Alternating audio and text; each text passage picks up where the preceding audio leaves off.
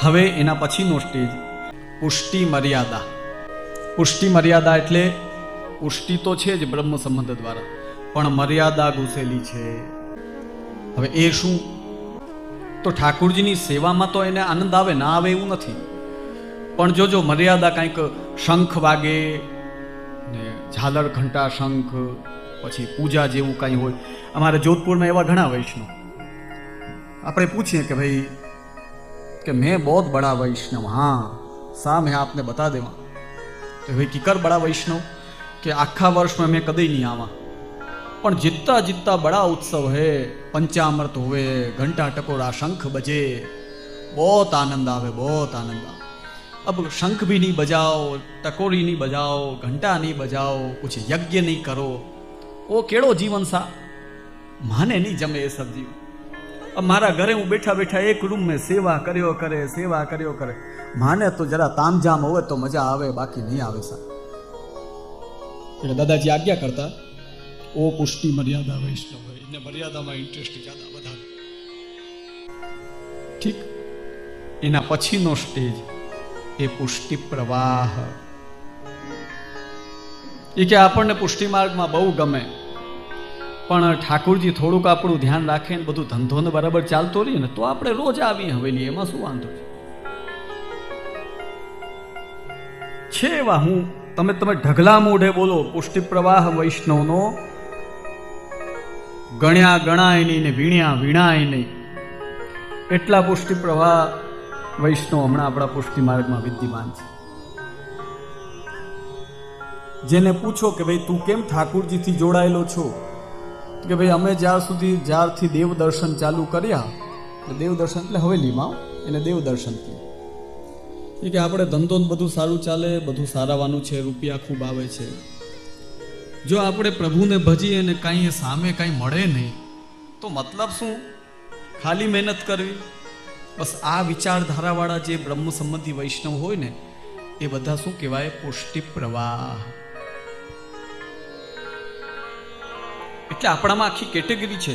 વૈષ્ણવ એક સરખા જાણ્યા ને આવું બધું જે ધોળપદમાં બોલાય ને, એ કોના માટે છે? કે જેની એવી દ્રષ્ટિ થઈ ગઈ હોય કે બધાની અંદર વૈષ્ણવ જુએ. એ ભગવદીઓ જે ધોળપદ ગાયા, એ આ બધા ધોળપદ આ લોકો ગાતા હોય. એ ધોળપદ આધુનિક બધા વૈષ્ણવ માથે ફિટ ન થાય. કેમ ન થાય? કે તે વખત વૈષ્ણવો અને ગાવાવાળાની દ્રષ્ટિ. જો ઘણા આપણા સર્કલમાં એવા હોય, એને જઈને તમે કાન ભરો ને, જો ફલાણો આવો છે, ફલાણો એમ છે ને, એ તો બહુ ખરાબ માણસ છે, એટલે જો તરત કહેશે કે જો ભગવાનની સૃષ્ટિ છે, એને બનાવ્યા છે. જો કંઈ ગલત કરશે તો એ જાણે આપણે શું. બરાબર? એક આવ્યો. બીજો, ઓલો માણસ બહુ ખરાબ છે, આવો છે. હા એ તો બહુ ખરાબ છે, મને અનુભવ થયેલું છે. હવે એના પછીનો ત્રીજો, આપણે જઈને કંઈ આ વ્યક્તિ બહુ ખરાબ છે, અરે સાવ ખરાબ, એના છોકરા સાથે લગ્ન કરાય નહીં. કોઈ તમે ભૂલીને પણ કોઈ કાંઈ કહે ને તો ના જ પાડી દેજો કે આની સાથે સંબંધ નથી. હવે જો એકને જુઓ તો બિલકુલ દ્વેષ ભાવ નહીવત, યા એ પંચાયત કરવા જ નથી માંગતો, દુનિયાને જે કરવું હોય કરે, એના ભાગ્ય. અમારે શું કરવાનું છે એ ધ્યાન રાખવાનું. બીજો એવો કે થોડો ઇન્વોલ્વ થાય. અને ત્રીજો તો ડૂબીને, ઘણા તો એવા શોખીન હોય પંચાયત કરવાના, મજા આવે. ચાર વાત નીચે એપાર્ટમેન્ટમાં ખુરશીઓ નાખીને પછી બેસો ને પછી 4 જણાની બુરાઈ કરીએ, કેવી મજા આવે, કેટલો સંતોષ મળે. ઉલટાના ન કરે ને બુરાઈ તો કે તમે તો કાંઈ બોલતા નથી, ચાલતા નથી, કાંઈક તો કયો, કાંઈ નવા જૂની હોય કે ન હોય. આ મનુષ્ય સ્વભાવ બતાવું છું કે સહજમાં હોય છે, નથી હોતું એવું. તો કહેવાનું તાત્પર્ય વૈષ્ણવજનો, ધોળપદમાં કીર્તનમાં તમે ગાઓ ને, દરેક વૈષ્ણવ સરખારે જાણ્યા. એ સરખા કોણ જાણે? કે જેની ભગવત કૃપાથી આવી દ્રષ્ટિ હોય. બાકી સાદા વ્યક્તિઓ કઈ બધાને આવી દ્રષ્ટિ નથી હોતી. એટલે પુષ્ટિ માર્ગમાં વિભાગ સાવ ટૂંકા ટચ સમજી લ્યો. હવે પછી આગળ વધીએ આપણે. શુદ્ધ પુષ્ટિ ભક્ત ગોપિકાઓ, પુષ્ટિ પુષ્ટિ ફલ ફલિત ભક્ત પ્રાચીન ભગવદીઓ, કે જે કોકને કહી દેતા કે જા તેરે અચ્છો હોય ગો. એ કોઈ તંત્ર મંત્ર નતા કરતા કે કોઈ સિદ્ધિઓ જઈને નથી કરી. કેટલા એવા પ્રાચીન ભગવદીઓ અમારે સૌરાષ્ટ્રમાં પણ એવા થયા છે કે આવીને કહે કે ભાઈ માં મારે આ છોકરાને આવું તકલીફ થઈ ગઈ છે અને ડૉક્ટર કહે છે કે હવે તો આને કંઈ બચવાની સંભાવના નથી. તો કે ના ના કાંઈ નહીં થાય, તારો છોકરો તો હજી એને નાદદ્વારા જવું છે અને સેવા કરવાની છે, સારો થઈ જશે. હવે જે માજી શાસ્ત્ર જાણતા નથી, કાંઈ ઓળખતા નથી, માત્ર ઠાકુરજીની સેવા, બીજાની બુરાઈ ન કરવી, પોતાના કાર્યમાં ભગવત કાર્યમાં મગ્ન, ભગવત નામમાં મગ્ન, એમના મુખથી એક વાત નીકળે કે તારે સારું થઈ જશે એટલે સારું થઈ જાય. કેમ કે ત્યાં કોઈ આરોપિત ચમત્કાર નથી હોતું. સાક્ષાત અંતર્યામી કૃષ્ણ બિરાજતા હોય ને એ મોઢાથી બોલાવે કે જા તને સારું થઈ જશે. સમજો વાત વૈષ્ણવ. આપણે બધા શું ચમત્કારો ઉપર વધારે ડિપેન્ડ રહીએ. હાલો ઓલાને પૂછી લઈએ કંઈક સારું થઈ જશે ને ઓલો કે અરે ઓલા બધા તો ભાડે લીધેલો ચમત્કાર હોય. ભગવતી વૈષ્ણવની અંદરથી જ્યારે વાણી નીકળે ત્યારે એ ભાડે લીધેલી નથી હોતી. એ અંદર બિરાજેલા અંતર્યામી, સર્વ કરતા, સર્વ ભોગતા. ભગવદ્ ગીતામાં આજ્ઞા કરે છે કૃષ્ણ, અહમ સર્વસ્ય જગતઃ પ્રભવ પ્રલયસ્તથા મત્તઃ પરતરમ નાન્યત કિંચિત અસ્તિ ધનંજય. અહમ સર્વસ્ય પ્રભવ. પ્રભવ એટલે પેદા કરનાર, સર્વેને પ્રગટ કરનાર હું છું. પ્રભવ પ્રલયસ્તથા, અને પાછો પ્રલય કરનારો પણ હું છું. મત્તઃ પરતરમ નાન્યત, મારાથી હટીને અલગ, કિંચિત અસ્તિ ધનંજય, બીજું કશું જ નથી.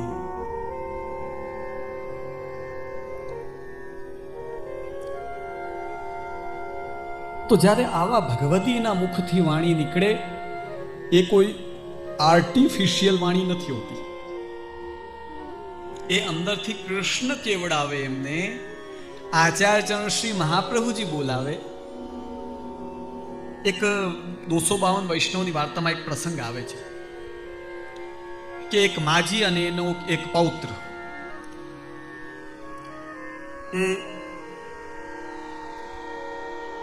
એટલે પૌત્રે આવીને માજીને વિનંતી કરી કે માજી મારે વ્રજમાં જવું છે, તો તમે આજ્ઞા આપો. એટલે માજીએ કહ્યું કે તું જા નહીં પાવે ગો, તું નહીં જઈ શકે. એટલે એને થયું કે મને આમ કેમ કહે કે નહીં મેં જાઉં ગો. નીકળી પડ્યા. પાછો બીજી વાર બોલ્યા કે તું નહીં જા પાવે ગો.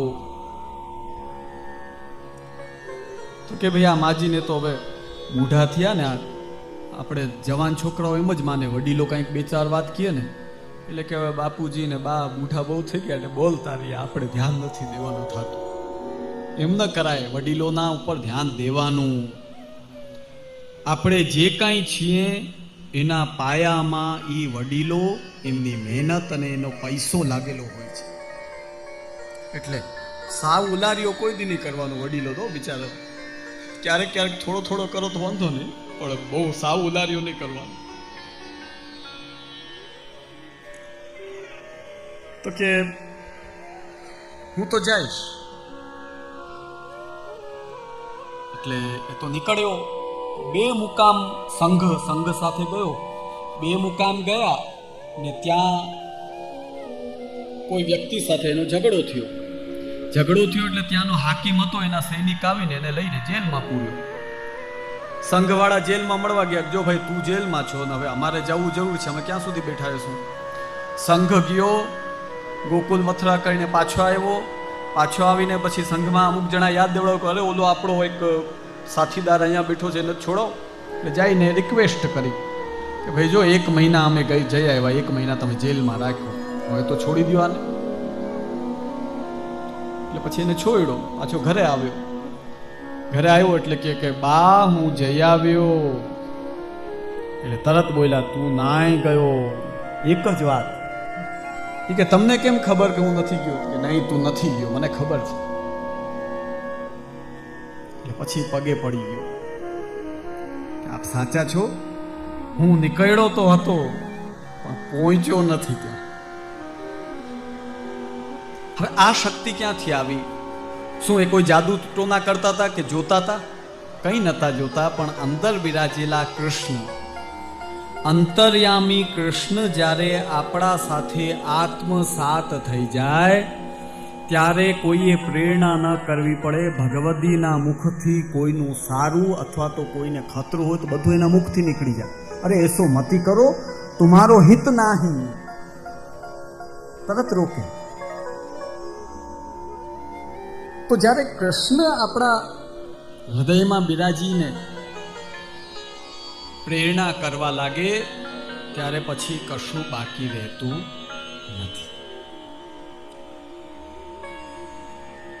તમે આખી પુષ્ટિ માર્ગી વૈષ્ણવની ક્રમ પ્રકાર સમજી ગયા હશો. શુદ્ધ પુષ્ટિ, પુષ્ટિ પુષ્ટિ ફલ ફલિત, પુષ્ટિ પુષ્ટિ સાધન ફલિત, પુષ્ટિ મર્યાદા અને પુષ્ટિ પ્રવાહ. હમણાં બહોળા પ્રમાણમાં પુષ્ટિ પ્રવાહ વૈષ્ણવો છે જેને પોતાના સંસારથી મતલબ છે. મારું બધું વ્યવસ્થિત ચાલવું જોઈએ અને હું ઠાકોરજી સાથે પણ કોન્ટેક્ટ રાખું, ઠાકોરજી મારા ઉપર ધ્યાન દે, મારું બધું વ્યવસ્થિત ચલાવે તો ઠાકોરજી સારા ને એ મારા એમાં ગોટાળા કરે. હવે આજે જ અમને એક વૈષ્ણવ મળ્યા, એ કે મારે બહુ તકલીફ ચાલતી હતી એટલે હું શ્રીનાથજી સાથે ખીજી ગઈ. મેં કહું શ્રીનાથજી, જ્યાં સુધી મારું બધું આ વ્યવસ્થિત નહીં થાય ત્યાં સુધી તમારા સાથે કિટ્ટા, હું તમારા દર્શન કરવા નહીં આવું. આ પોતે શબ્દો કીધા છે એટલે કહું છું તમને, હું અમારા ઘરની વાત નથી કરી. હવે વિચાર કરો કે જેને સંસારથી મતલબ છે, નજર સંસાર ઉપર, માંગવાનું ઠાકુરજી પાસે, સંસારમાં ગોટાળા કરો ને ન થાય તો દોષ દેવો ઠાકુરજીને. હોવું શું જોઈએ? નજર ઠાકુરજી તરફ અને સંસારને પણ ચલાવતા રહીએ ને એવી કૃપા કરે કે પ્રભુ પણ ન છૂટે અને સંસાર પણ બરાબર ચાલે. એટલે મેં તરત એ વૈષ્ણવને કહ્યું, મેં કહ્યું જો આ તમે ગલત કામ કરી રહ્યા છો. કર્મ પોતે કરવા, ગોટાળા આપણે કરવા અને દોષાળું પણ ઠાકોરજી પર ક્યારેય ન રખાય વૈષ્ણવ. હું તો એમ જ માનું છું કે આપણાથી ગલતીઓ થાય, જીવ છીએ, ન થાય એવું નથી, પણ તરત દર્પણમાં જુઓ. જેમ આપણે સવારે જાગીને કેવા આમ તૈયાર થઈએ, ભાઈ ક્યાંય કાંઈ એક આટલો વાળે ઊભો ન રહી જવો જોઈએ ને આપણે.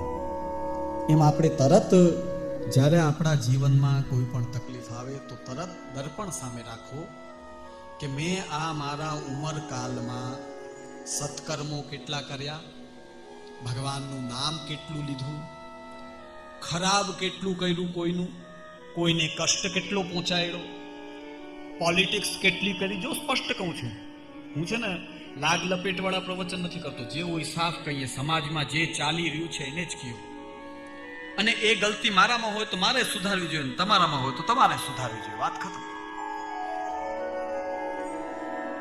તો કમથી કમ ક્યારેક દર્પણ મૂકીને તો જુઓ કે આપણે ક્યાં ક્યાં ફોલ્ટ કરી રહ્યા છીએ. એ ફોલ્ટ જો તમે નોંધ કરી લ્યો, એના પછી તમને રાઈટ નથી કે તમે ઠાકુરજી ઉપર દોષારોપણ કરો. જો તમે નિર્દુષ્ટ હો, તમારાથી કોઈ દુષ્ટતા નથી થઈ, કોઈ પાપ નથી થયું ને તમે પ્રભુને કહો કે પ્રભુ મેં કાંઈ ગલતી નથી કરી, આપ કૃપા કરો, પણ આપણે બધું વિપરીત કાર્ય કરી ને પછી દોષારોપણ કોના ઉપર? ઠાકોરજી ઉપર. પુષ્ટિ પ્રવાહ વૈષ્ણવ છે ને યાદ ધંધો કરે છે બેઠા બેઠા પુષ્ટિ માર્ગમાં. હું હકીકત કહું છું તમને, દુઃખ કોઈ ના લગાડતા. એ શું કરે કે ઠાકોરજીનું બહુ કરે નહીં, દુનિયામાં જ પડ્યો રહી. હવે આ દુનિયાનું તો કામ એવું છે કે આમાં જેટલું નાખો ને, શાસ્ત્રોએ આને ગ્રહસ્થાશ્રમને આંધળો કૂવો કહ્યો છે. અને પ્રહલાદજીના પ્રસંગમાં આવે છે, હિત્વાત્મપાતમ ગ્રહમંધકૂપમ વનમ ગતો યદ હરિમાશ્રયેત અરે આ આત્માનો પાત કરવા વાળા આંધળો કૂવો એવા ઘરને છોડો. હિત્વા એટલે છોડીને, આત્મપાતમ ગ્રહમ અંધકૂપમ અને છોડો. વનમ ગતો યદ હરિમાશ્રયેત, અને ક્યાં કે વનમાં જઈને ભગવાનનું નામ લ્યો. કોઈ તમને બોલાવે નહીં, તમારે કોઈને બોલાવવા નહીં. પંચાયત જોજો, વનમાં એકલા રહ્યો, પંચાયતનો કાંઈ મોકો મળે? કોની કરો? કાંઈ ઝંઝટ જ નહીં.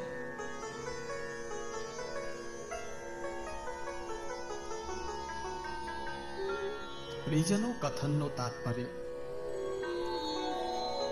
વધારે પડતો વૈષ્ણવ સમાજ એ પુષ્ટિ પ્રવાહ જીવો વધારે છે. પુષ્ટિ મર્યાદા એ એનાથી થોડા ઓછા, અને પુષ્ટિ ફલ ફલિત અને શુદ્ધ પુષ્ટિ, એની ચર્ચા આધુનિક વૈષ્ણવે પોતાના પ્રેમને લઈને કરાયા જ નહીં. આપણી એટલી કેપેસિટી જ નથી. ગોપિકાઓ અને 84 વૈષ્ણવ 252 ભગવતી, અરે એમના માટે હરિરાય મહાપ્રભુ સ્વયં આચાર્ય ગુરુ. એ તો વૈષ્ણવ હતા ને, આ 84 વૈષ્ણવ 252 તો વૈષ્ણવ હતા. હરિરાય મહાપ્રભુ તો ગુરુ. પણ આવા ભગવદી કે જેમના કયા ઉપર ઠાકુરજી ચાલે, એમના માટે હરિરાયજી શું બોલે, આજ્ઞા કરે છે ખબર છે? મેરે તન કો કરું બિછોના. અરે આવા ભગવદી કે જેમના કયાથી ઠાકુરજી અરોગતા હોય, ઠાકુરજી નારાજ થતા હોય. અમ્મા ક્ષત્રાણીનો પ્રસંગ આવે છે કે એના 2 બચ્ચાઓ સાથે ઠાકુરજી ઓલી માટી હોય ને, ઈંટ, ઈ લગાવે આમ એકબીજાને. હવે આ સુખ જેને મળતું હોય, તો હરિરાયજી કહે મેરે તન કો કરું બિછોના. બિછોના મતલબ સાષ્ટાંગ દંડવત. આવા ભગવદીઓને કે જેનાથી ઠાકુરજી આટલું પ્યારું પ્યારું બોલતા હોય. તો પેલા પોતાને વૈષ્ણવ કહો ને, એની પેલા એકવાર આઈનો દર્પણ સામે મૂકો. આપણે શું કરીએ છીએ, પછી આનંદથી ગાજવીજ કરો. કોઈ અમે ના નથી પાડતા, અમે વૈષ્ણવ. ઘણાને ગાજવીજનો શોખ હોય, પછી પાછા કે જે છોકરાના લગ્ન થતા નથી, અમે બહુ, એ કે તમે બહુ માનો છો ધર્મમાં. પછી અમે કહીએ તો ગાજવીજ શું કામ કરી? એટલે તમને બધાને કહીએ કે વૈષ્ણવ બનો, પણ કોશિશ એવી કરો કે ઠાકુરજી, ગુરુદેવ અને માર્ગ સાથે વધારે જોડાઓ, દેખાડા સાથે નહીં. માર્ગીય બનો, ભગવાનને અધીન બનો, ગુરુ અધીન બનો. ખાલી બે સત્સંગ કરી લીધા. હમણાં સમાજનો નિયમ શું હોય કે સારો કઈ આવું આયોજન કરે ને, એમાં કોઈ મનોરથી હોય ને, એટલે બધા એવા ચગાવે એને, અરે ભાઈ શું આયોજન કર્યું તમે તો, ભાઈ ભારી ભગવદીઓ, આમ છે તેમ છે, ખૂબી કરે. ઓલો સાચે એવો ફીલ કરવા લાગે. કાલે અમે દાખલો દીધો હતો ને કે વરરાજા કાળો કોલસા જેવો હોય ને, તમારે ઓલા વરરાજાના ગીત ગવાય ને, એમાં નિયમ હોય કે મારો રૂડો રૂપાળો વરરાજા. હવે વિચાર કરો કે કોકના લગ્નમાં જઈને એની જો બુરાઈ કરો તો શું ઓલો જમવા દેશે તમને? એટલે વખાણ જ કરવા પડે, કઈ ઈલાજ જ નથી. હવે ઓલો કાલો કોલસા જેવો પોતે એમ માનવા લાગે કે હું બહુ રૂડો રૂપાળો છું, તો એને ઉર્દુમાં કહેવાય ખુશફહેમી. એ ખુશફહેમી કહેવાય, ખાલી ખુશ થાવ, કઈ છે કઈ નહીં. એમાં જ આસપાસ વાળા વૈષ્ણવ હોય તો ચગાવે આપણને, ઓહો તમે બહુ ભગવદી કેવો આયોજન કર્યો. આયોજન કર્યું એ ઉત્તમ કાર્ય કર્યું કે જેનાથી 4 વૈષ્ણવને લાભ મળે. પણ આપણે પ્રભુ સાથે કેટલા જોડાયેલા છીએ, કેટલા ઓતપ્રોત છીએ, એ જો વ્યવસ્થિત ન હોય તો અંદર એવું જ ફીલ કરો કે હું પ્રભુનો દાસ, એમની કૃપાથી કાર્ય કરું અને સુંદર કાર્ય થાય તો પણ પ્રભુ કરાવે છે. આ ભાવના રાખીને ચાલો, ખોટી ગાજવીજ મૂકો, ખોટા દેખાડા નહીં. હવે પરમાનંદ સ્વામીજીના પ્રસંગથી આપણે પ્રારંભ કર્યું હતું કે ભાઈ ક્ષત્રિય કપૂર જલઘડિયાની કૃપા થઈ, એનાથી પરમાનંદ સ્વામી કે જેમના કીર્તન આપણે ગાઈએ છીએ, એ પરમાનંદ સ્વામી શરણે કોના માધ્યમથી આવ્યા? વૈષ્ણવના માધ્યમ. હવે આવા મહાન વૈષ્ણવની નિશાની શું? જે પુષ્ટિ કોટીના હોય તેની. શ્રીમદ ભાગવત બતાવે છે